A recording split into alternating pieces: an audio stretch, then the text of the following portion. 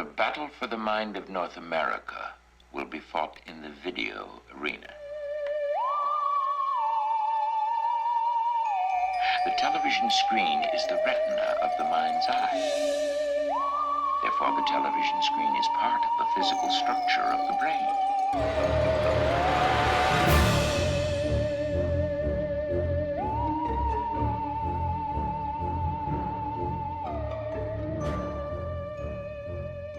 Episode 13 we're doing today The Man from Hong Kong from 1975. Jason is here to get his kung fu on. Hello, and dude, I liked this a lot. This movie is awesome. This is a really good movie. Yes, it is. To the point of where I started looking up where I can buy it on Blu-ray. Yeah. And then, of course, I fast realized how popular this movie is, and it has plenty of support of re-release. I don't know how I missed this movie as a kid, especially being into a lot of kung fu. I probably just wrote it off because it was Australian, and at the time I wanted anything that wasn't Australian. That's my only excuse of why I never saw this movie. Well, I mean, this is, 75 too, right? So this would have been before your time. It would have been kicking around in the video store, no doubt, by the time I was there. Yeah. So, yeah, speaking of, this is Australia's contribution to the Western martial arts, like boom, right in the middle. This is the beginning of the Western popularity of them, and this movie starts it with a bang for sure. So directed by the man who needs no introduction, our boy who just keeps coming back and back. This was technically his first feature theatrical film, but he'd done two movies before this that were a little smaller. But this is, in one way you could say this was his first film, and another way you could say it was his third, but I think this is the one that certainly put him on the map, Brian Trenchard Smith. I call it his first because weren't the first two like docudramas or something like that? Like they weren't like this. We might as well start it off. You're in an elevator, Jason, and Sam Peckinpah steps in, which he would be, he's ripe at this point. This is in his prime time. So how would you pitch this to him? All right, Sam, I got a movie for you. This is, like, how do you feel about, let's do a James Bond movie. We set it in Australia, but instead of James Bond, we do a little reverse. So a previous Bond is the villain, and it stars Bruce Lee. That sounds great, but who's going to play your Bond? That's what I said. It stars Bruce Lee. It's Bruce Lee as Bond. Oh, okay. So, it's obviously not Bruce Lee in this, but I read somewhere that apparently he was originally... This was originally slated for him. I did read that too. And he died before they could make it. And that tracks because this definitely has that flavor. You can definitely see they were thinking of him when they were writing this. Like, as I'm watching, this is just a Bond movie.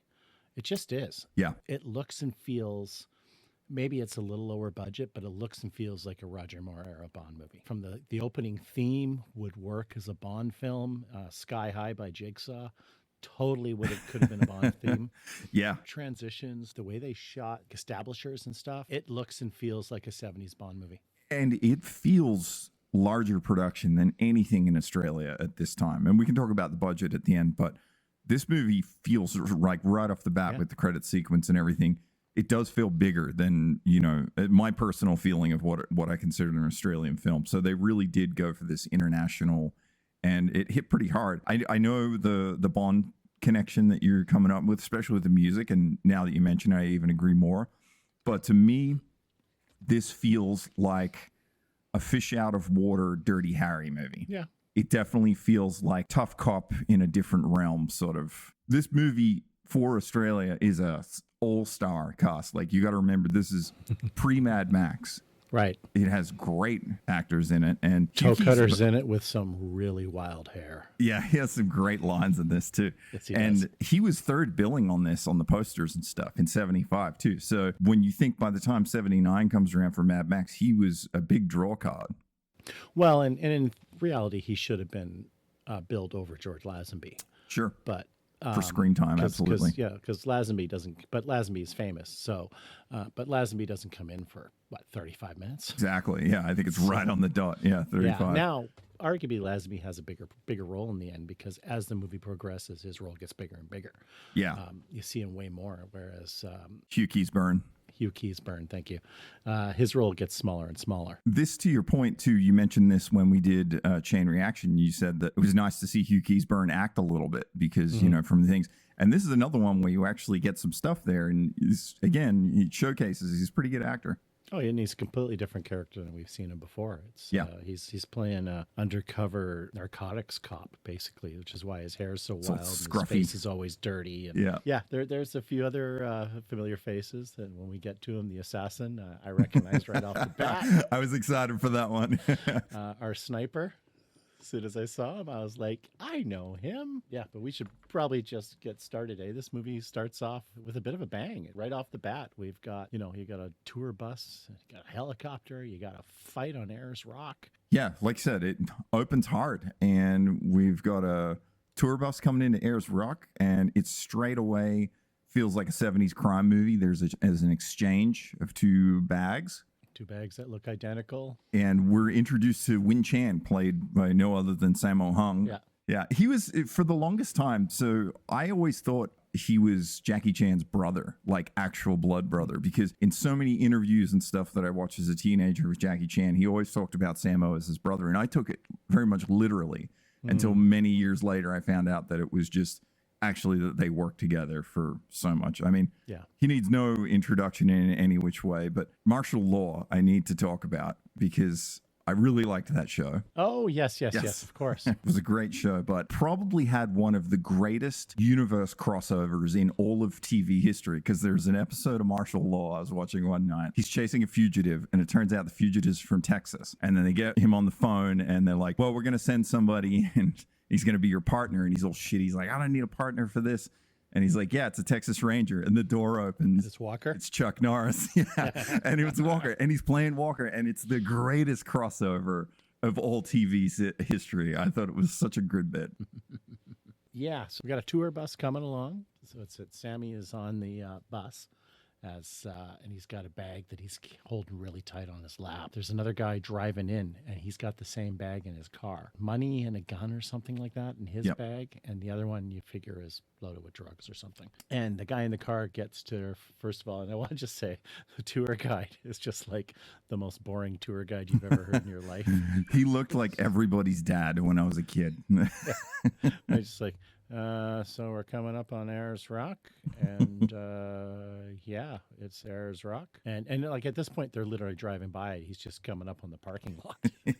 Anyway, Sammy gets off. A couple other guys get off the bus who look suspicious. One of them's got a camera, and instead of taking pictures of the rock, he's taking pictures of Sammy.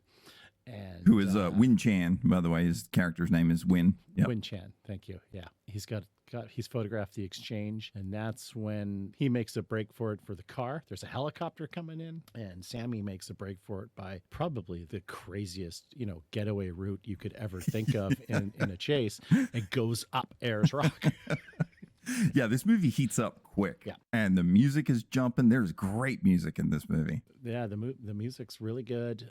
Again, I'm looking for it on vinyl now. As they're fighting, though, this is where first time we get some traditional kung fu sound effects. Oh, yeah, totally. And I was just like, yes! So warming, so familiar. Yeah, and so he's fighting. He's being pursued by the character Bob Taylor, who we're introduced to. He's played by Roger Ward, long-running Aussie film actor. He has more films under his belt than a lot of the other Aussie people that we do. You might know him best as Moose in the Chain Reaction. He was I knew I recognized him and I couldn't place him. He's in the orange coveralls at the beginning with Mel Gibson. Right. Yeah. So just classic tie in there, which is funny. And then of course he was in Mad Max, and then he wanted to do some of the bigger stuff too, like Young Einstein and everybody's favorite Quigley Down Under. Tom Selleck. I liked Yahoo Serious, so Young Einstein was something I definitely caught when it came out. Saw it in the theater when I was a kid. Thought it was pretty rad, actually. I should rewatch that. Yeah. But yeah, so then Win and Bob are just duking it out on the top of this Ayers Rock, and it is a kung fu fight. And I do like how in this movie that it's supposed to be this man from Hong Kong, this kung fu movie, but all the white guys know kung fu too. Oh yeah. Everybody does. Everybody was kung fu fighting. Yeah. I do. I've seen a shirt that says, "Surely not everyone is kung fu fighting," and I really want to get that. That's pretty good, actually.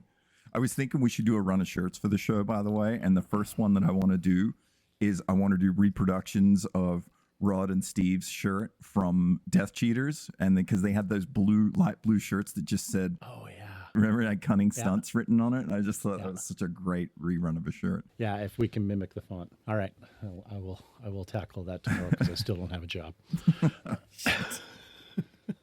I thought I expect to be on 2 movies by the end of the week, but I haven't. Didn't get any word today. Oh shit. Anyway, so the fight continues, but your boy with other bag makes a getaway, and he's in the car and he's being chased by the helicopter, and I'm just like, this is awesome. And this guy driving the car, I don't know what he's doing. I guess maybe he was trying to look out his window at where the helicopter was, because suddenly he just flies off the road. And as he flips the car or something and explodes. And there is no shortage of crash zooms again. And we're intercut between this car chase and the fight on top of the Ayers Rock as well. Mm-hmm. And it's back and forth. There's a lot of energy here. Yep. And when that car explodes, the door flies off it and it flies right at the camera. And so like typically with a stunt car, you would chain all panels down, like you cross drill them and you chain them down. And they shot all this movie without permits. You know, they just went out and blew stuff up. Oh, it's obvious. There was not a lot of safety concerns done on this movie. It's wild. Is that door? If you look at it, it flies so close to the camera. And no, I'm also thinking like later in the movie when when the man from Hong Kong's climbing up the side of the building. Yeah, and I'm just like, yeah, there's no safety gear. No, he's just up there. Nothing. He's just up there. I'm like, wow. Okay. Yeah. It's a good stunt movie. And then the car chase is over. The guy's dead. Then Bob catches Wynn. Yeah, and not before Wynn throws like a really big rock at him. It's like Star Trek style, like that exactly. rock. except that rock weighs more than the styrofoam Star Trek stuff. Yeah, it actually looks like a real rock. It does. Bob opens the bag and he looks in it, and then clearly it's a bunch of drugs and it's powder. Yeah. He does the usual 70s sample. Yeah, and then then goes back for more. And then the other cop says to him, "Is it heroin?" And he looks at him and he barrels him. He says, "Well, it's not sherbet." We go to your real James Bond sequence here with the music, and we get the hang gliding. Yeah, so it's hang gliding over Hong Kong, and up starts Sky High by Jigsaw, which is, it was a pretty modest hit in the 70s. I'm shocked that you hadn't heard it before when I mentioned that. I never know this song. Well, especially, like I said, I know it best as like Art Bell used it in his bumper music. Oh, God, I can't believe along with a handful of other things. Baker Street was another one he used a lot. I should have recognized it from the Art Bell stuff, but I really totally. Yeah, it's great. Well, on that note, but with the horns and stuff, this sounds like a Bond theme. Yeah, it's just. And I have a note later for the budget on this about this movie and the music, but they paid $50,000 in 1975 to use this song. Crap. Yeah. Oh my God. Yeah, that's a big chunk of the movie back then, but it was quite surprising. Yeah, I worked on a show a couple of years back, and they wanted ABBA's "Take a Chance on Me," and it was only going to be, I think, 65 or 75,000. God. In 2022. Right. Wow. So 50,000 in 1975 is incredible. Crazy. That's a lot of money. And once we talk about the actual budget of the show, you'll be even surprised, but we'll get there. But yeah, you got your James Bond title sequence. This is some great footage of Hong Kong. The city looks nice and gritty too. Like it was before everybody power washed buildings and stuff, and everything had this like smog look to it. It was kind of cool. Well, in China and Hong Kong just have, they even mentioned it in the movie that the air quality is terrible. Yeah. So, but it's great footage. It's really cool. I was just going to say, the song's intercut with all this hang gliding footage, and it goes on for a while, but it looks good. And they're still giving us titles and stuff. So I'm just like, I'm along for the ride. It didn't bore me. No. Which surprised me. It's just like when I first heard the kicks and the punches at the beginning, I was like, I feel cozy here. Like I feel this all feels familiar, but it's new. And it's just that time, that style, that feel. Well, yeah, because the sound effects are terrible, but it's of the time. And you're just like, yes. Yeah. Nostalgia, man. It's the best drug on earth. Exactly. So here the hang glider just crashes down in the middle of a police training center, which is what we realize. And we're introduced to surprise. It's a girl flying it. Is like it's kind of meant to be this sort of shock sort of cut. And this is Caroline, the character. She's played by Rosalind Spears, and she wasn't really in any other like Brian Trenchard Stewart movies after this. She was in a couple of the shorts, The Love Epidemic, and then before that, she also had a bit part in Stone, which is a very famous Aussie motorcycle gang movie. Yeah, which Hugh Keays-Byrne was in as well. So you know they're pulling out stuff, but yeah, she just sort of pops her head up. All these guys are standing around there, and they tell her that she's in a special branch training center. She's just like, oh, and her accent didn't sound that Australian to me. At first, I thought maybe she was British, but she is Australian. So that's when our inspector comes out. He speaks nicely dubbed English, but it's very obvious to me that he probably spoke English on set, but his accent was probably just so horrendous, which is why they dubbed him after the fact. Right. Yeah. Because it all lines up. It seems to work. No, I agree with you for sure. I thought something similar there, and so and this is where she meets our main man, Fung, and he's played by Jimmy Wang Yu. And as we mentioned, it was supposed to originally be Bruce Lee, but he's good in this too. Yeah, and so he really needs no introduction if you're into Kung Fu, but all I'll say is he was in The Master of the Flying Guillotine. Then Caroline just says this weird, because she says she's doing an article on kites. She specifically says kites, not hang gliders. I don't think they ever call it a hang glider. No, they always call it a kite. And yeah. It's new to me. I wasn't sure if that was a weird translation thing, but she's saying it in English. And so she just, I mean, this movie moves the pacing because she just says, oh, what's so special about this branch is her first thing. Because he's like, you're in a special branch. And then Fung just says to her, I'll show you. And meanwhile, he's threatening to arrest her and he's confiscating her hang glider because, you know, she may be charged. And so he's going to take her back to her hotel, though. Yeah. Then they just go on a date. And well, they go on a drive and he pulls over up on like the side of a mountain and they just get out and chat. And I'm just like, this is him driving. This is a cop driving her back to the hotel room. Yeah. No, he's buttering her up so they can get it on when they get back to her hotel room because he's a James Bond stand-in. He pulls her and she tells him blatantly, you're my first Chinese. Oh, there's some blatant racism. Some great lines in this movie. Oh. So I don't know what happens here or why, but then he just heads to Australia. No. You're getting too far. I need to talk about this love scene because number one, the kissing, I almost vomited. Yeah, it's horrible. It's pretty brutal. It's horribly awkward. They are both soaking wet. But it's that fake gelatinous sweat, that gel coat. It's so gross, dude. Yeah, it's just like, wow, way to take something that should be titillating and just make everyone feel nauseated. My note here is, why are they so wet? It's not water that's moving. It's that stuck on greasy silicone water that, you see it all the time in these movies and it just doesn't track well. Oh, it comes back. It sure does. But I've got to say, man, I was there on the edge of my seat rooting for a champagne bottle pop. And I didn't get one.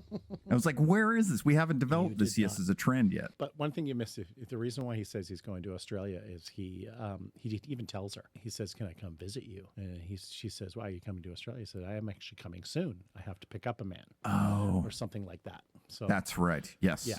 So Win Chun. Win is going to be extradited back to Hong Kong. And that's when Wang has to go get him.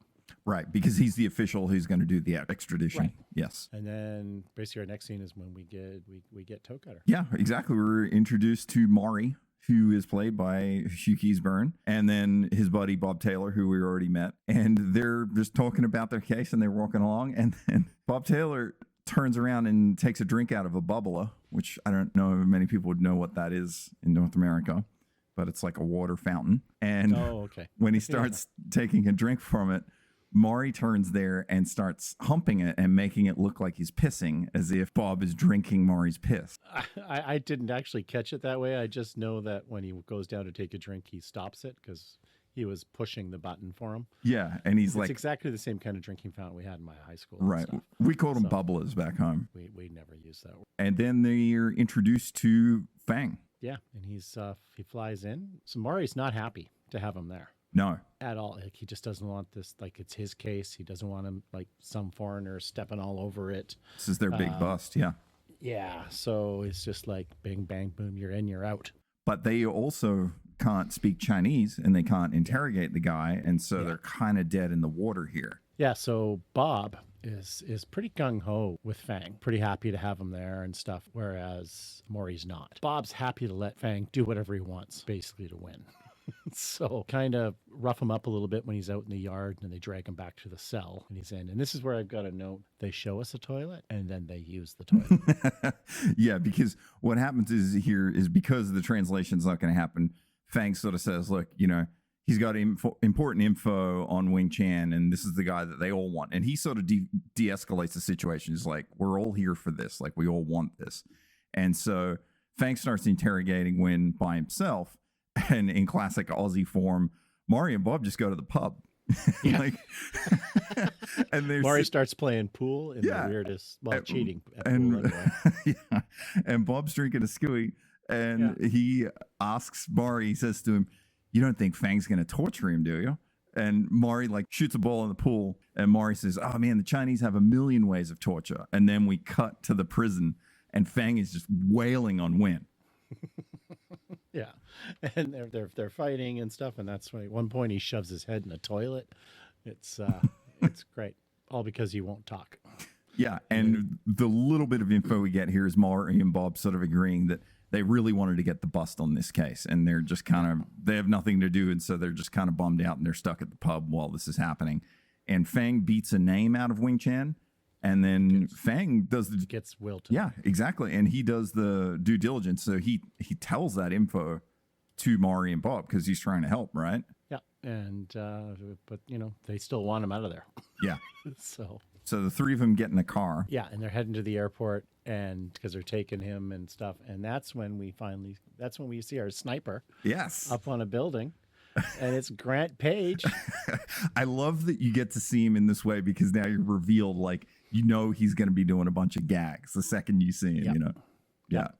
And it's great. So he takes a shot. He kills Win. And this is a great plot device, though, because Rod and Maury are handcuffed.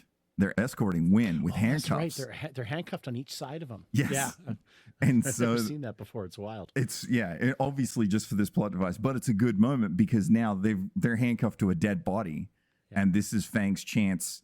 Like, he sees the assassin is the only person that, like, if you look at Grant Page isn't credited with any name, so we just call him the assassin. But he sees the assassin up on the rooftop and makes a run for it. And now these two guys are stuck to this dead body. So this gives Fang a chance to do his thing. The assassin's like making a run for it. The second that Fang goes on the run, there's a big fence right in the compound where they are. Yes. And he, superhero, jumps over it, flat-footed, 2 feet, springs up and over it. He doesn't vault it. He doesn't climb it. It's a big fence. It's a 6-foot fence. It looks ridiculous.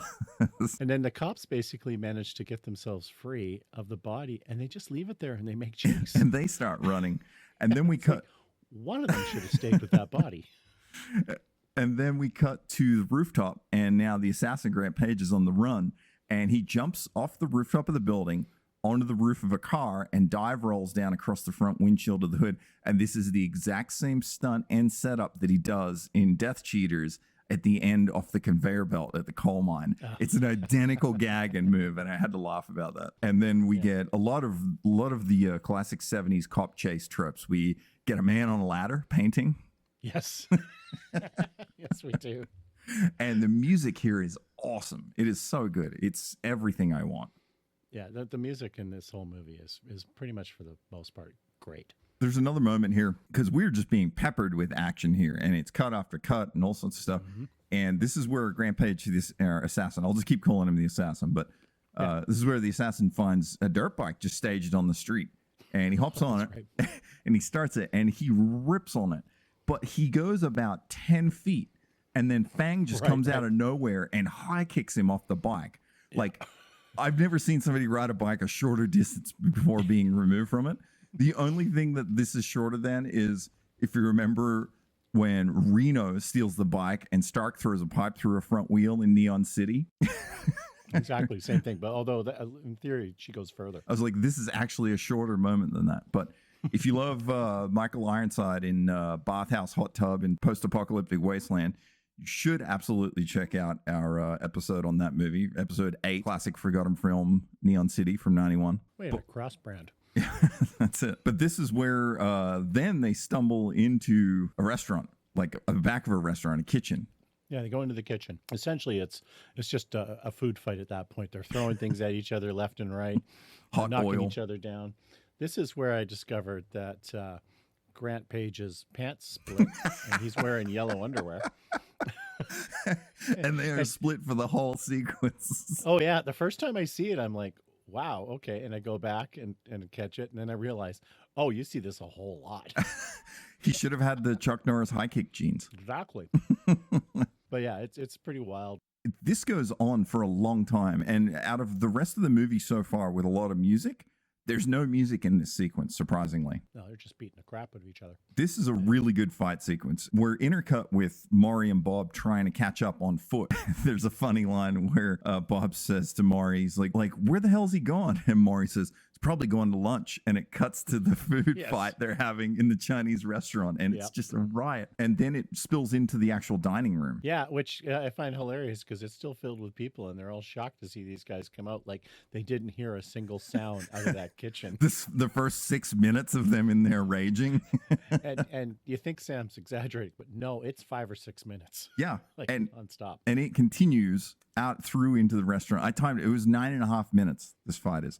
This is they live territory. And you got to remember, this is they live territory because that's also a long fight with no music. And that's how this feels. But it is awesome. It is very entertaining. Yeah. So I can't remember what the assassin manages to pull over on him. There's two things you can do. Telephone cord. Telephone. Yeah, you can start with he's that. got the telephone cord wrapped around his neck, and he's starting to knock Fang out, and Fang ends up like finishing it by doing like this nut pinch. There's so many nut kicks and pinches in this movie. Yeah. And it's a long one. And then you cut to the assassin and his eyes are like bugging out. It's almost comedic level. And then Fang basically wins the fight by dunking the assassin into the display fish tank in the restaurant in a pretty big spectacle. But this is a story point too, because you see him dead on the ground and he's really beat up. Mm-hmm. And he has a tattoo on his forearm of a dragon. And it's a particular shape and style. And then Fang also finds a business card in his pocket. We don't know what this is, but this is information that he's looking for. Right. Yeah, I found it hilarious that all this water from the fish tank is out because it's a good-sized fish tank. Yeah. It doesn't damage the cards. No. The business cards in any shape or form whatsoever. Of course not. Well, at least this time Grant Page had a tattoo, not ballpoint pen on his forearm. Yes. Very true. We move right along now, and we actually get introduced to our main boss, big boss man, Wilton. 35 minutes into the movie, and there we finally see George Lazenby. He's credited very high on this, and he's not in it much. But 35 minutes is fair on a first act, because I would call this a good first act break, you know. Now Fang's got information, he's got a lead, and now you can move forward. So this is also where Maury starts getting really, really angry with Fang. Yeah. As we're going to point out through most of this movie, Fang just leaves like a trail of bodies everywhere he goes. Yeah, he's just like the end of Commando. You leave anything for us? Just bodies. So we meet Wilton, played by George Lazenby. Again, man who needs no introduction. I guess all you would say if you don't know him is that he was the worst James Bond, and he was also in that great Lee Van Cleef TV show, The Master. I love On Her Majesty's Secret Service. I know you do. I don't understand it. It's a good movie. It's got Diana Rigg, for God's sakes. I don't know how that's a qualifying reason, but sure.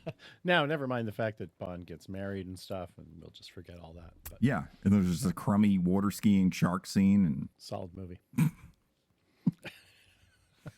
So for some reason here, we just get a Kung Fu demo. Right.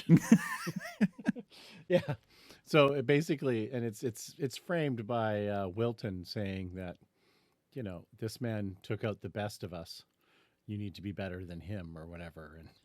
And so they all come at Lazenby, and he basically beats the crap out of his own men. He wails on everybody. And he's like twice as tall as everybody in there too. But he's doing some serious high kicks. Like I was impressed. I was like, okay, this is the George Lazenby I haven't seen. Yeah, no, it's not bad. He takes on like 3 guys at a time for 3 or 4 rounds, and he's like laid out this whole dojo of karate guys. And then he stops and he goes to dust his hands and he pulls out a piece of aluminum stock from inside his clenched fist and like puts it inside his pocket, like dusts his hand off as if he's been using brass knuckles the whole time. So we get the intro to Wilton, George Lazenby, and then we're intercut back to Maury, Bob, and Fang at the police station going over this business card that Fang found. And they're like, oh, yeah, that's Wilton. He runs all the city's exports and imports. He's the big boss in town, essentially, is the way they set this up. So they're like, well, first thing we got to do, we'll go to his office and question him. So, okay, yeah. So I guess they go to his office, and of course he's not there, and the guy who's there won't talk to him. Yeah, he's got that bodyguard basically standing in front of the door to. Yeah, the secretary there is Willard, confusingly enough, because there's Wilton and Willard. But Willard's played by Frank Thring. He was in Ben-Hur. Oh, wow.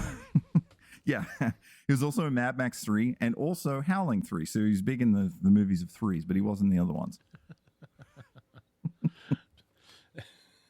Yeah, he holds up the cigar box and doesn't Fang like flap it back on his hand and hold it down? Yes. pinch Wilton's fingers in the cigar box and say, I don't smoke. Yeah. It's a great hero. Like this is where I was getting the Dirty Harry vibes because he's like a hard ass, right? Like he's a tough cop. And he's a special inspector. Yeah.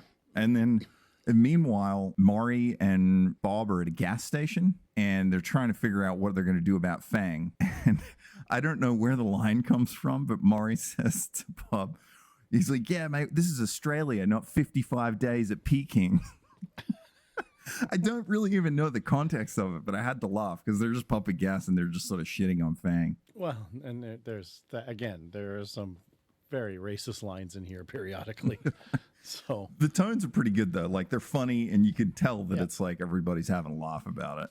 Yeah. Oh no, exactly. But it's, again, it's a different time too. So yeah. Yeah. So then basically you've got these guys outside a hotel room and they knock on the door and it's Fang and he's in bed, but he's in his pajamas. He's got every light in the room on. Yeah. And he just walks up to the door, opens it, and these guys just, attack him. And I've just got a note that says these, quote, assassins, quote, aren't doing too well, even with him in his pajamas. It's like... This was a weird one, too, because I thought, oh, this is going to be a big fight scene. There's these two guys and they got clubs or weapons and they're at his apartment door. And he shows up in his PJs and he just dusts them with like 2 punches. And they just like run away. And I was like, whoa, that was a quick scene. Like, and then I don't know what this is about, but we see like some footage of hang gliding back in Hong Kong. Yeah. So now it's the next day and he's outside and he's looking around and he sees this like pigeon or a bird flying around. And it reminds him, like I had to actually watch this scene again. It reminds him of the hang glider, the Australian news reporter that he totally hooked up with. Caroline. Caroline, thank you. But it reminds him of her, and he's like, I should give her a call. And all I can think of is like, it's been 3 days? Yes. That's right. See, thank you for clearing that up because I thought it was like a dream sequence. I was very confused by the music and the pacing and the cross dissolves. Yeah, I had to watch it twice to really get what's going on there, but it's intercut with the hang glider, and that's when I kind of realized because he calls her right after. Yeah, and he says, "I need a favor." But then when he goes to meet her, it's probably one of my favorite shots in the whole damn movie. So out of nowhere, Fang is just in this convertible MG, and Caroline's out on the coastline on a road somewhere, and Fang pulls up in this MG, and he slides into the parking lot. Perfectly 90 degrees to her car and then gets out with this stoic look on his face. I was like, this dude is smooth. It's like a perfect Akira motorcycle stop, but in reverse. Yes, it's exactly that. It's so smooth. And he's like barreling her. He's got like his eyes locked on her the whole movie. It is so good. It is a premium shot. It's wild. And it's perfect. He stops like 6-8 inches from her. Yeah, it's so perfect. She doesn't flinch. She doesn't flinch. It's executed extremely well. Yeah, I just wrote down sweet parking job. Me too. So then they have a conversation, him and Caroline, but it's all over top of hang gliding footage. Right. And I'm just like, oh, and we should point out Caroline's like in bed with another dude when he calls her. Oh yeah. Doesn't seem to think anything of it. And then she points out, like, that's him up there flying when he gets there. And then they have this long conversation that's intercut with all this hang gliding. And I wrote down, like, are they supposed to be talking while they're up there hang gliding together? And then no, eventually you see that they're just kind of walking along. Yeah, it doesn't play well. I was confused by that as well. It was weird. Yeah, I don't know if this is a fail. They didn't get enough footage and they needed a VO and this was like a pickup or something, but it was quite odd. Didn't quite work, but anyway, you figure it out. Yeah, and then the short of it is basically Fang says, like, I need you to set me up with Wilton. Yeah. Because she knows everybody. And then we go to a great cut and it's a woman standing in a bikini and we see Wilton, he's got a crossbow. And she's got an apple on her head. And he pops the apple, and there's all these well-dressed people standing around there applauding. And it's this house on the water. Dude, this looks like Rod's house from Death Cheaters, by the way. It does. It does. It probably is. It's probably the same location. This is, so Fang shows up, and he confronts Wilton. And this is a crazy scene because Wilton's hosting this party and he's like in a double-breasted blazer and he's like hanging out, and then Fang just challenges him to a fight. Yeah, except Wilton says, haven't met a Chinese that didn't have a yellow streak. Yeah, and my note here is just Wilton is very racist. So they get into this great kung fu battle and they're falling over to her, and then Wilton like summons some henchmen, but they show up with like gardening trowels. Like really weird weapons. They just grab whatever they've got handy, I think. Yeah, there's like one guy's got like a little hand spade. It's just the lamest. It's really, really, really strange. But of course, Fang just lays waste to all of them, kicks a couple in the pool, over the tables, everything. And that's there's a gazebo that gets its the boards on it that towards the roof gets split. Yes. And it's just like perfectly cut. yeah, free cut, just straight clean 90-degree angles. Yeah. And then this is the moment where we see Fang looking over his handiwork of everybody's dead. People are just kind of are wounded, and he looks around and he notices the same tattoo. So we're like, ah. Yeah. He knows he's on to something here. But somehow Caroline just convinces everybody to stop fighting. Well, it ends with like Fang's basically starting to kill guys now. So he's got these throwing knives on him, and he pulls another one up and he's ready to throw it at Wilton. But Wilton's grabbed his crossbow again. Yeah, it is a bit of a Western standoff there. You're right. Yeah, it's cocked and loaded and he's pointed it at him. And that's when Caroline steps between the two of them with basically a crossbow to her back. Right. And tells everyone to calm down. And that's when Wilton says he needs to leave. And he just does. And he's compliant. Yeah. But no time wasted here. Now it's the evening and Fang goes to this martial arts center and it's in some little alley.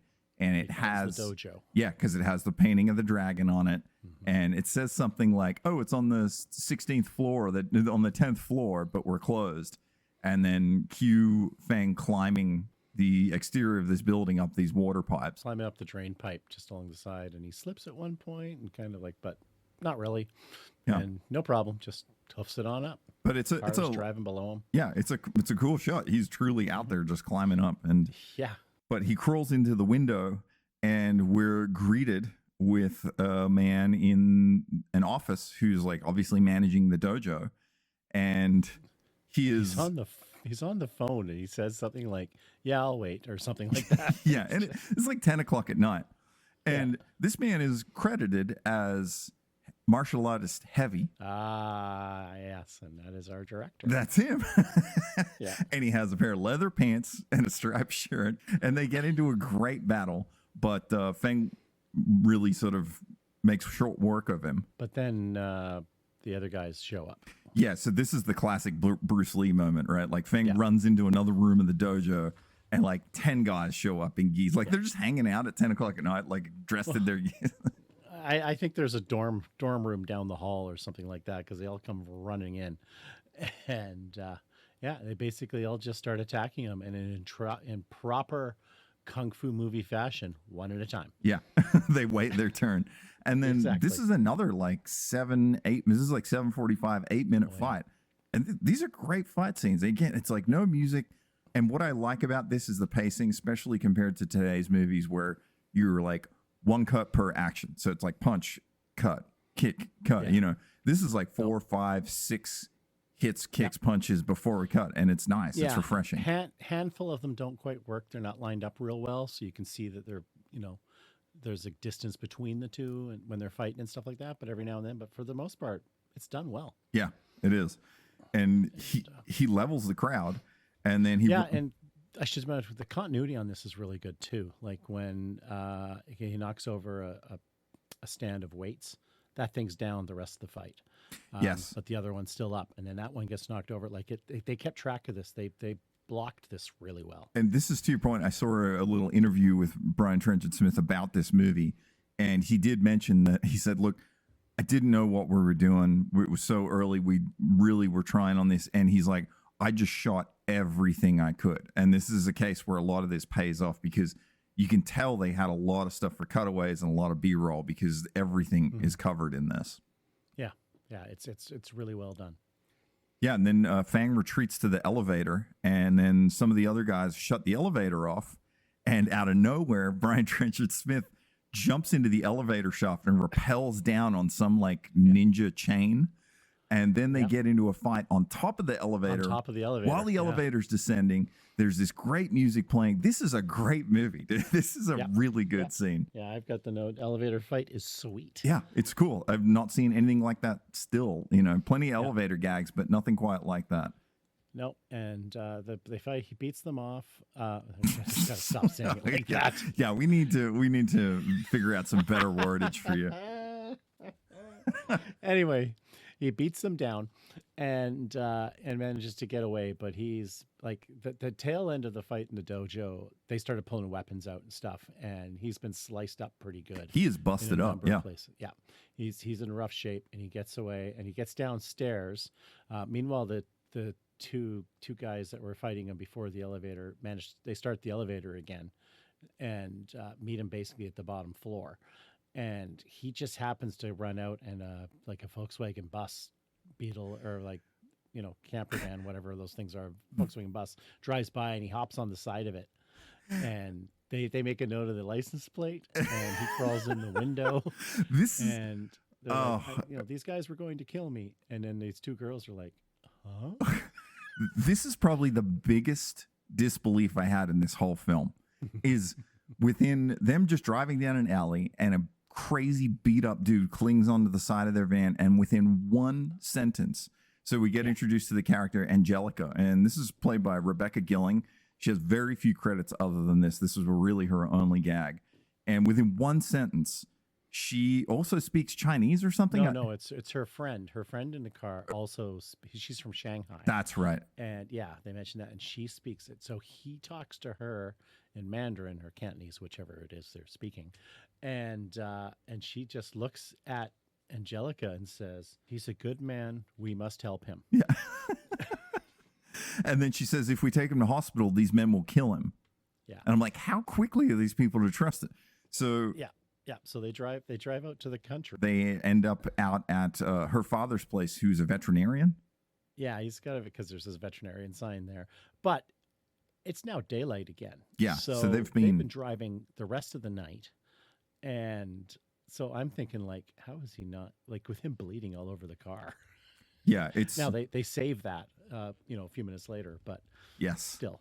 Yeah, because doubles down. So we meet the doctor, who had just a veterinarian, and there is a name above his home that says the character's name, Veterinarian Center, in the movie, but he's not actually credited with that name. But this is played by Derek Barnes. He was in The Cars That Ate Paris, which is a very classic, quirky Aussie car movie, but it's not something we do on the show. It's very well known. It's from 1974, I think, if I remember. But he just, again, under their judgment or whatever, takes in Fang, believably in every which way. And they patch him up, and then Angelica, then I assume it's like the next day again. Yeah, and they patch him up, and then the doctor says, he's like, his heartbeat is strong and slow. Right. The only thing keeping him alive is his willpower. It's basically he's channeled his chi to slow down his heartbeat so he won't bleed out. Yeah. And it's like, okay, very, very kung fu. Yeah, it's a good gag, but it's just with one line, it feels a bit throwaway. But it at least explains why he didn't bleed to death while driving all night out to the countryside in the back of her of her Beetle. Completely agree that it's addressed VW there. bus. Yeah, for sure. Yeah. So, and then next scene, basically, he's cleaned up and he's patched up, and he wakes up, and Angelica's just kind of sitting there staring at him. Yeah. And she gives him some ginseng soup. And I guess that's all it takes, because that dude is in love. Yeah, and it's weird because we get this shot of him eating the soup, and he's all feeling good, and everything's fine. We get a little intercut scene here where Maury is just walking down the street, and he goes to visit Caroline. But he walks across her front lawn and her cat is standing there, and he pulls his badge out and he badges the cat. The cat kind of runs up to the stoop. And it's just like, yeah, I didn't realize that was what he was doing, but yeah, it was. Yeah. And so this sort of is I think this is just a scene for additional qualification of making Fang this like total hardcore guy. Cause Maury goes in there asking Caroline about Fang, and she's like, I don't know. And then he says, this country's got a small population, and he's going through them very fast. Yes. It's a good line. Yeah, it's a good line, actually. It's delivered. Yeah, it's delivered way better than I did. I'm poking fun, but Hugh Keys is great in this. But then, yeah, you're right. We go back to them, and they're riding horses. Well, yeah. There's another scene still too. We go back to Brian Trenchard Smith because the cops are outside the dojo. Oh yeah. So that's when he's explaining to the cops that all these guys got hurt in self-defense against Fang, and they're like, yeah, 7-on-1 or whatever. Yes, that's like, yeah, exactly. yeah. Yeah. That is actually a good bit. Dumb. Yeah.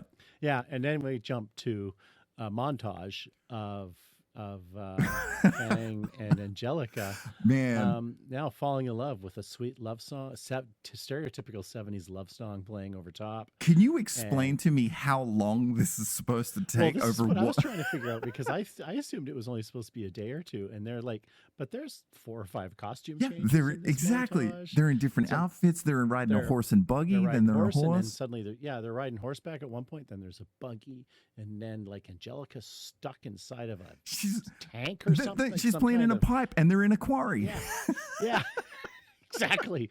And all this is going on, and then they have a picnic down by the river. And that's when she says to him, "Are you healed enough for me to make love to you now?"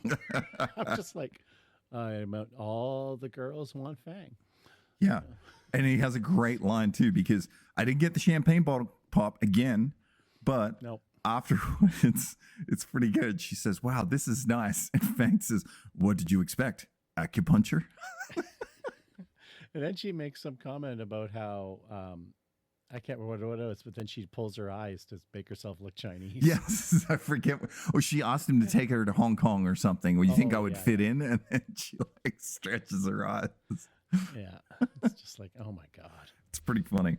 But yeah, the time period here, especially what's to come, this feels like they're together for months. I mean, well, I got to assume it's a week or so, but this sequence in Highlander goes on for the same screen time, but it covers like 80 years. You know? Well, yeah, because she grows old and dies while he doesn't age. Right, and this is the same screen time where Fang and Angelica, where they're hanging out. Like, but there's no sense of time. We really don't know how long this actually is. There's no way to say. You have to assume, like you said, it's a week maybe. But well, if they've spent was it $50,000 on Sky High, they probably spent $35,000 on this song, so they want to make sure they get their money's worth by playing as much of it as they can. But yeah, it goes on. It's amazing, because I noticed suddenly they're wearing different clothes and stuff, and I thought this is only supposed to be a day or two. This might be the biggest inconsistency with the film, is the sense of time between sequences, where some go really fast and some go very slow, but there's no hard evidence of how long any of these are. No, and if this was a more traditional movie, this whole film would have taken place over less than a week. Yeah. Realistically, if it was a Bond movie, it'd be like 4 days. Sure, exactly. So. Yeah. And then Fang is all healed up and everything's good, and Angelica's going to go to Hong Kong with him. That's what I've got. The note: racist sex scene? Question mark. Another great merchandise T-shirt.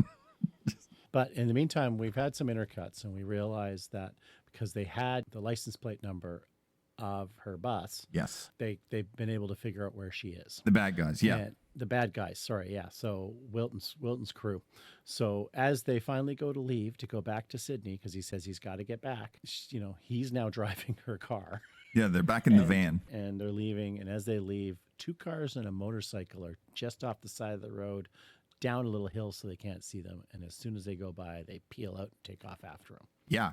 This is a pretty awesome car chase. Well, we're not there quite yet because the van starts speeding and the motorcyclist just rides up behind it and he slaps a mine or an adhesive bomb on the back of the van and magnetic. They just blow the bomb. They just blow the van up. And it rolls down the hill on fire. And Angelica is killed. Fang is heartbroken. He doesn't quite go as bug-eyed as Lyle Lozado does in Neon City, but he's clenching his fists and shaking them. And they've killed his girl. Yeah, and this was a weird moment where I also questioned again. I was like, how long were they at the ranch for? Because well, again, it's like he's deeply passionately in love with the woman he's been with for almost a week. Yeah, exactly. So this also made me think, with all that, it's meant to be a lot longer time. But he is pissed, and the van's burning. She's dead. He drags her out of the rubble, and it blows up again. And this is where we see that the henchmen again. You'd think by now they would have learned, because all these henchmen so far have been really terrible at their job.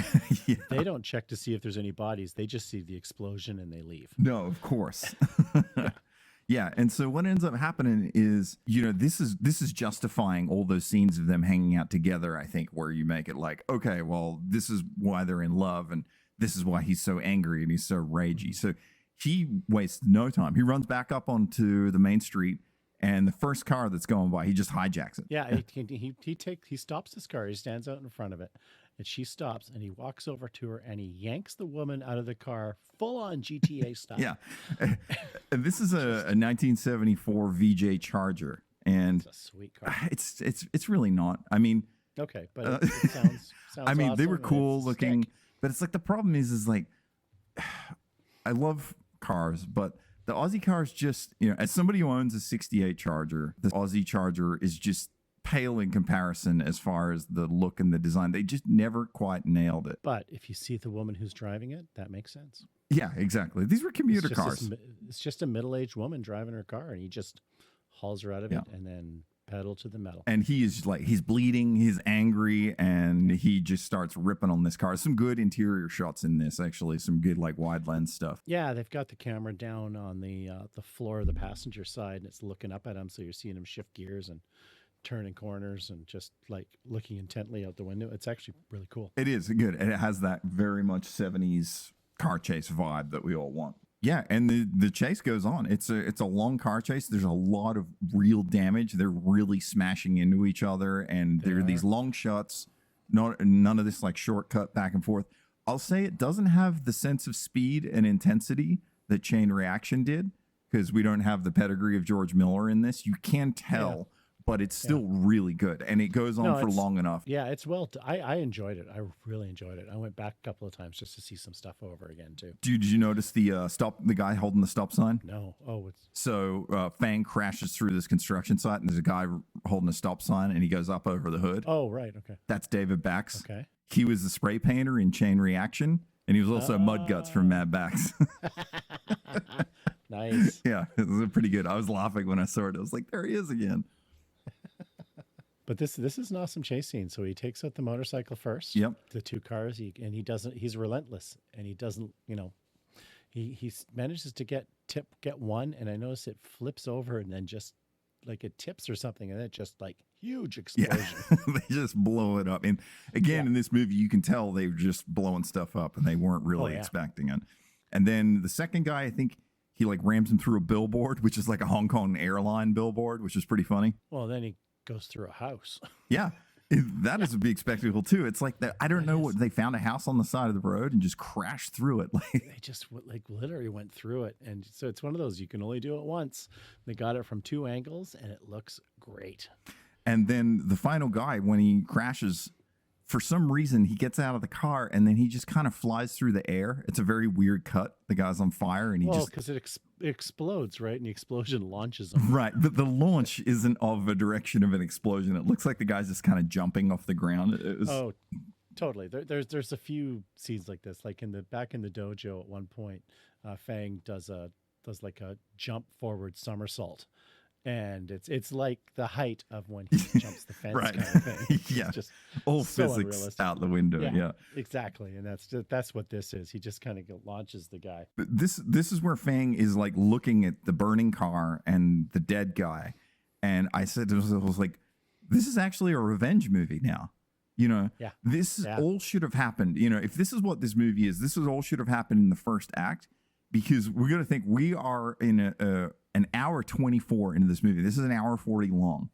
And he's standing there avenging, and now he's got to go kill Wilton because he killed his girl, not any other reason.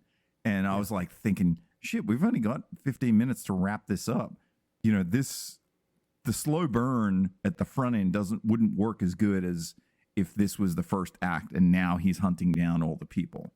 Well, yeah, and it's because, you know, all we have as him and Angelica as a montage. You know, it's hard to see the emotional investment of that. Yeah. So it would make more sense if Angelica was the one in Hong Kong that he hooks up with again in Australia, and then they continue their relationship instead of him hooking up with like the reporter first, who obviously, and she gets around. And that's a point with Caroline, because it's entirely probable that Angelica could do everything that Caroline has done and set him up with Wilton and all these other things. And you could switch out Caroline.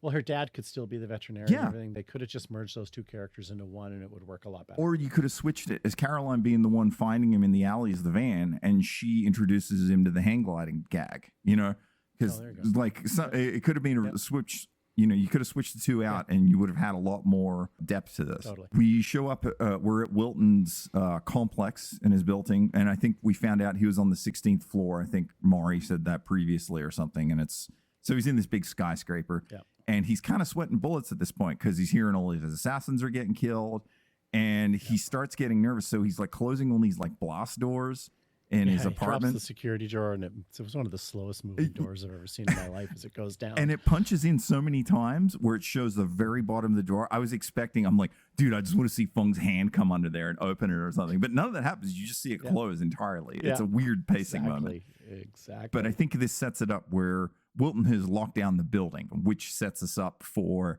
Feng calling Caroline for some help. And she hooks him up with a hang glider.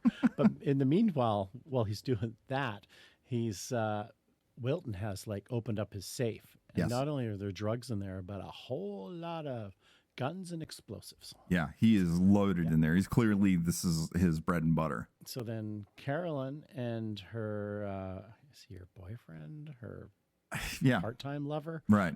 Whoever the dude is, they have a... Yeah, he's got a boat. Yep. And they do the hang glide, same gag as Death Chasers in a lot of ways. Yeah. Instead of a slingshot, they're using the boat. I was thinking to myself, I was like, that's probably Grant Page up there in that hang glider. It probably is, actually. Yeah. And so he uses that to get up on the building, and it's cheated actually quite well. Yeah. Because there's no way that Fang's actually managing to pilot this hang glider to the top of this building and land on the roof, because it's not exactly a big roof. But they use the camera to kind of give you his point of view as he leans his way and steers his way towards the top. And then it's very obvious that he's just holding that hang glider and standing on the edge of the building, like the upper lip sort of little fancy thing. And he jumps off of it. But it works. Again, in our theme of terrible landings from airborne vehicles, this is the better one. The way that it's cut, and actually, Escape from New York did this the best with the intercut inside the Gulf Fire, where you see the digital grid of the building and everything else in the tow cable. That's the perfect rooftop building landing. This is pretty good compared to, say, DEFCON and Death Cheaters are not nearly as good. So again, Trenchard just nails it. This is good directing. This is good making something out of nothing. Yeah, he's a talented director. There's some good stuff here. It looks like a rig for washing windows is on the side of the building.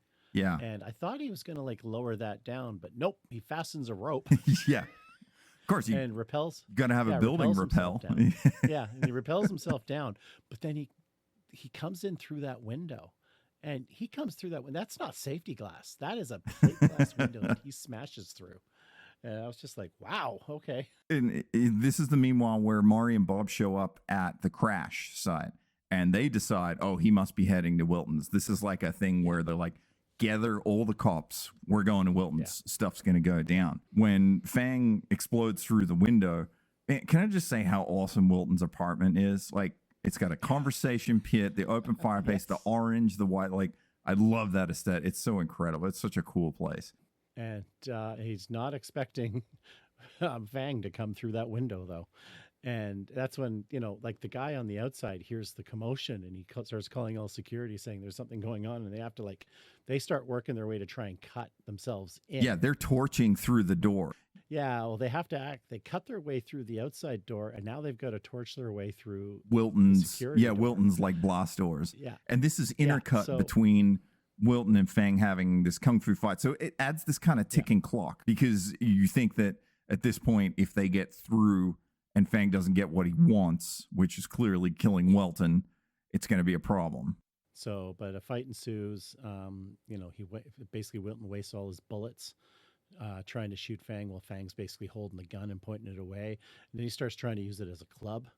And they fight, but you realize Wilton just is not the fighter that Fang is. But still, I was still impressed by George Lazenby's kung fu. Yeah. He's a pretty athletic dude. Yeah, he's not doing all that stuff. There's definitely a stunt. There has to be a stand-in in some of that. You're right. Oh no, there very obviously is. Well, let's just say it was cut well because I didn't feel that vibe, And whoever they got before it was the same height and size, so it works good. There's a few times where like that mustache doesn't look good. And then Wilton catches on fire. Yeah, he's like, was it something gets spilled on him, and then I think it's liquor because they're like fighting. Yeah, liquor. Yeah, and then he gets pushed into the fire or whatever, gets ignited. So he's on fire, and Fang's beating him down, and then finally tackles him, and then Fang goes into the vault. He pulls a hand grenade out. Yes. He stuffs it into Wilton's mouth and then duct tapes it all around. Oh, yeah, because Wilton's unconscious at this point. Yeah, basically tapes this grenade to his face. And the most famous version of this hand grenade being duct taped into somebody's mouth is on the rooftop scene in Tango and Cash where they duct tape it around Ponytail's head. I vaguely remember. Oh, it's a great scene. Dude, it's a great scene because they're trying to pull the grenade and it's stuck in his mouth. And he says, "You think he's telling the truth?" And Ray is like, "I don't know. But it ain't raining," and he's standing in a puddle. The movie is the best movie of all time in every which way. Had it on VHS. So here's what threw me on this. Like, this is this big ending, and now all this comes down to is Fang taping a hand grenade in Wilton's mouth and saying, "Write a confession." The whole apartment's on fire. There's guys trying to torch through the doors, and he hands paper and a pen to Wilton, and Wilton starts like scribbling, and he's so beaten up, and his hands are burned. Well, and he's threatened him because what he said is, "If pull the pin, shove you in the vault, and lock the door behind me." Yes. And so he's going to stick him in the vault with all the other explosives. So he starts, writing his confession, he gets it, and then he attacks him again. And he does shove him in the vault. Yeah, well, because the pin comes out and he set it on like a 90-second timer or something, apparently. Right. And he shoves him in the vault, locks it, bails. Just as the other guys are coming in. But this is still, you got to think about this guy. This guy's being beat up. His hands are burned. He's got a hand grenade taped in his mouth. The clock is ticking. There's seconds left. And he asks him to hand write a confession on a piece of paper. So he basically says that when he pulls the pin, then he's got as long as a timer as he could allow. And I think he said it was like 90 seconds or something. Right. And then he does lock him in the vault. And then we cut to Fang just bails out of the building on a great freefall descent. And he zips down to the bottom of the building. Like, it is awesome. It's an awesome gag. He is in full freefall, and it looks totally rad. And he gets down to the bottom, and there's Maury and Bob. And he just hands him this crumpled up piece of shit paper. Yeah. And he's like, here's the confession. And they're like, wow. And Bob looks at Fang and he says, wow. What do you do for an encore? And then the 16th floor of the building explodes. Yeah.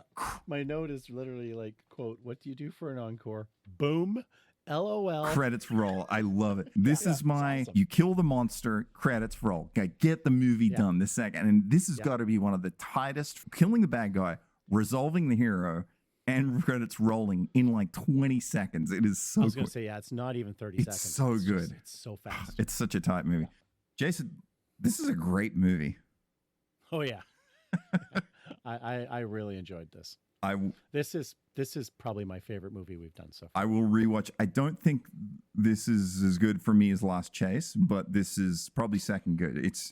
I just loved it. And it's just, it felt fresh, even though familiar. The pacing, and so this is a 106 TRT, not including main on ends like credits and stuff. This feels a lot shorter than half of the stuff we've watched. Oh yeah, totally, because it's relentless. Aside from the falling in love montage, Yeah, that's the only time it really slows down. It moves. And the kind of thing that happens with Time Guardians, where they do this back and forth cutting from 1988 to 4036 or whatever. Yeah. That helps, which is kind of what they try to do here with Hong Kong. And then once we leave Hong Kong, it's basically Feng and then Bob and Mari back and forth. Yeah. Yeah. But it works a lot better in this case. Like I said from the start, I love this. I'm going to buy this if I can find it. I want the soundtrack. I wish I could find a proper OST. Like, I can find soundtracks, quote unquote, which have all the songs in it, but I just want the score, because there's some great stings in here. Yeah, there's I found it looks like there's a whole bunch of LPs, like vinyls out of Japan. Yeah, it's very good. So 6.5 on IMDb. Yeah, I'd almost go 7. I would say 6.5 is great if Frog Dreaming wasn't 6.4. Yeah, you can't keep comparing that number to other movies we've done. You just I have to. It's the same director, and we're in the same season. Like, why does Frog Dreaming get so close to this when it is such a different, not good movie? You said it yourself, man. Nostalgia, and Frog Dreaming was a kid's movie. You're right. Yeah. Agree. Oh, I know I'm right, Sam. So everything looks so good in this. No, and it looks good on Tubi too, which I was happy about. It was a nice HD copy. I love Tubi. I miss the old Tubi logo. So we should do shirts of the old Tubi logo. Yeah, that's not a copyright infringement at all. So in the burn scene, where so that was actually George Lazenby actually doing the burn in that, which Oh yeah. And so you can see he's got all the gel over his face and everything like that, but that was actually him doing the burn.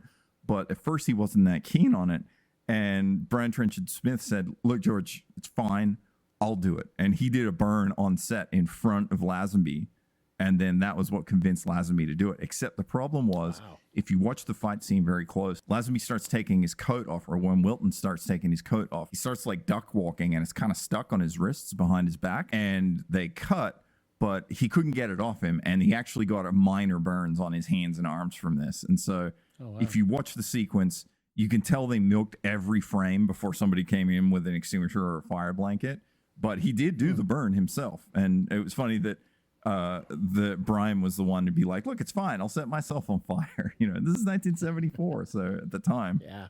Wow. I can believe it, because there's tons of, I mean, the fight scenes and stuff must take a while. There's some good car gags. That the end car chase is so long. There's no way in hell they shot that in a day. Yeah, the location spread is huge, and that's what I like about this movie. Is like a lot of times you see a movie, even I would say probably Chain Reaction suffers from it a little bit, where you don't feel a traverse, you don't feel like they're in a different location, Right. Where this movie, the car chase, you really feel like, because they're up in the hills and they're down by like water, and then they're in the woods, like you actually feel like they're getting places. Well, and they very obviously also actually shot in Hong Kong. Mm-hmm. Of course, So, yeah. Yeah. Australian alternate release titles. My favorite was Man from Hong Kong, or The Man from Hong Kong, but also it was listed as Yellow Peril. Okay. Was one of the release titles. And then another one was called Dragonflies. And Dragonflies had a log line on it called The Most Dangerous Film Ever Made in Australia.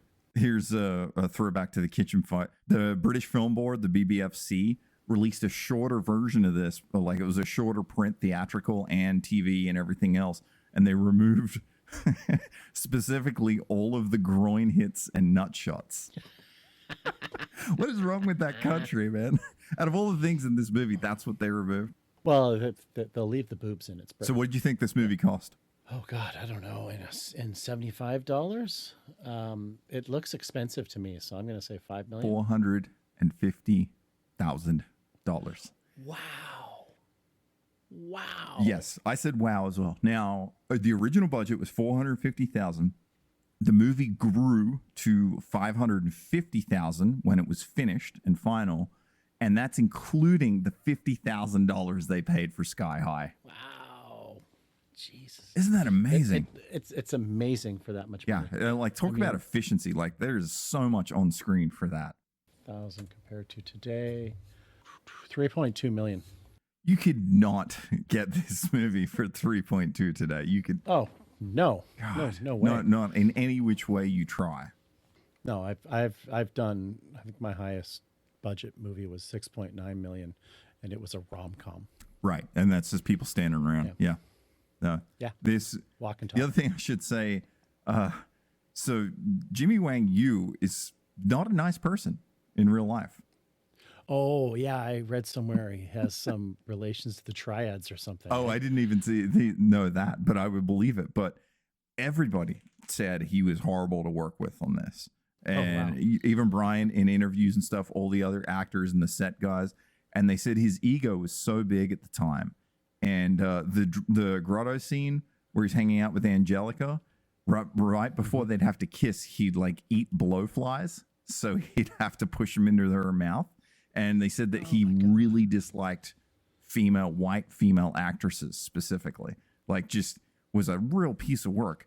And there's also other people saying that he didn't do this and he only pretended to eat blowflies. But then there's lots of people saying he was a total dick to work with. And there's a bit of a mixed bag about there, but it seemed to be, if you watch the documentary, there's a lot of people talking poorly of this guy, and he was up on his high horse. And because this was like his first English language film too, right? Like it was supposed to be his breakthrough. Yeah. And again, he's replacing Bruce Lee. Right. So maybe he got his head got really big or something. I don't know.